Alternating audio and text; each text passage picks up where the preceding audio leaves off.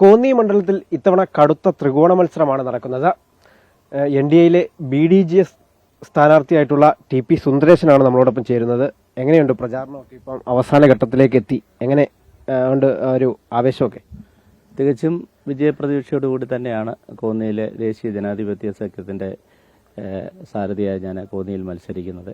കോന്നിയെ സംബന്ധിച്ച് NDAയുടെ വളരെ ശക്തമായ വോട്ട് ഷെയറുള്ള A ക്ലാസ് മണ്ഡലമാണ്.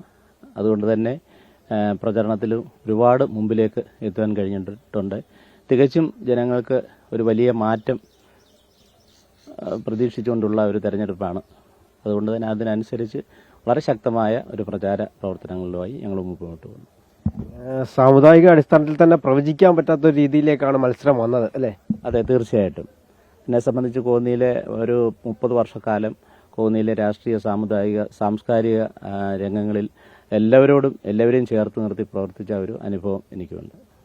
എന്താണ് കോന്നിയിലെ ജനങ്ങളോട് പറയാനുള്ളത്? കോന്നിയിലെ ദേശീയ ജനാധിപത്യ സഖ്യത്തിൻ്റെ വികസന പദ്ധതികൾ കോന്നിയിലെ എല്ലാ മേഖലയിലേക്കും എത്തിക്കുക എന്നുള്ളതാണ് ജനപ്രതിനിധിയായി ഇവിടെ വിജയിച്ചാൽ എൻ്റെ ലക്ഷ്യം. ആദ്യം പ്രചരണത്തിന് ഇത്തിരി താമസം നേരിട്ടെങ്കിലും ഇപ്പം അവസാന ഘട്ടത്തിലേക്ക് എത്തി. പക്ഷെ അതൊന്നും ബാധിക്കുന്നില്ല, അല്ലേ? അങ്ങനല്ലേ? അതൊന്നും ബാധിക്കുന്നു. NDA സംബന്ധിച്ച്, ദേശീയ ജനാധിപത്യ സഖ്യത്തെ സംബന്ധിച്ച് 11 പഞ്ചായത്തിലും വളരെ അതിശക്തമായ പ്രചാര പ്രവർത്തനങ്ങളുമായി ഞങ്ങൾ മുമ്പോട്ട് പോവുകയാണ്. 2 ദിവസം കഴിയുമ്പോൾ സ്ഥാനാർത്ഥി പര്യടനം കഴിയും. നാളെ പ്രൈം മിനിസ്റ്റർ തിരുവല്ലയിൽ എത്തുന്നുണ്ട്, അതിലും പങ്കെടുക്കുന്നുണ്ട്.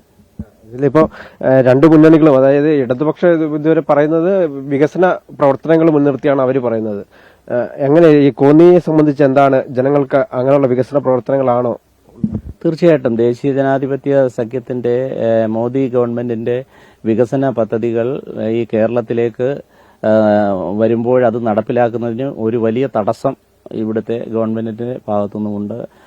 നിരവധി പദ്ധതികൾ, ആരോഗ്യരംഗത്തായാലും കുടിവെള്ളത്തിന്റെ പദ്ധതിയിലായാലും, അങ്ങനെ നിരവധി പദ്ധതികളുമായി ബന്ധപ്പെട്ട് മുദ്രാ ലോണിന്റെ പദ്ധതിയിലായാലും PMC പദ്ധതിയിലും അങ്ങനെ നിരവധി കേന്ദ്ര ഗവൺമെന്റ് ആവിഷ്കരിച്ചിട്ടുള്ള പദ്ധതികൾക്കൊക്കെ കേരളത്തിൽ അത് ഫലപ്രദമായി നടപ്പിലാക്കുന്നതിന് ഒരു വിമുഖത രാഷ്ട്രീയത്തിന്റെ പേരിൽ ഉണ്ട് എന്നുള്ളത് നമുക്ക് ഏവർക്കും അറിയാവുന്ന കാര്യമാണ്. ഒരുപാട് കർഷകരുള്ള മണ്ഡലമാണ്, അതുപോലെ വന്യജീവി പ്രശ്നങ്ങൾ നിലനിൽക്കുന്ന ഒരു മണ്ഡലമാണ്. അപ്പം അത്തരത്തിലുള്ള കാര്യങ്ങൾ ജനങ്ങളോട് പറയാനുണ്ട്.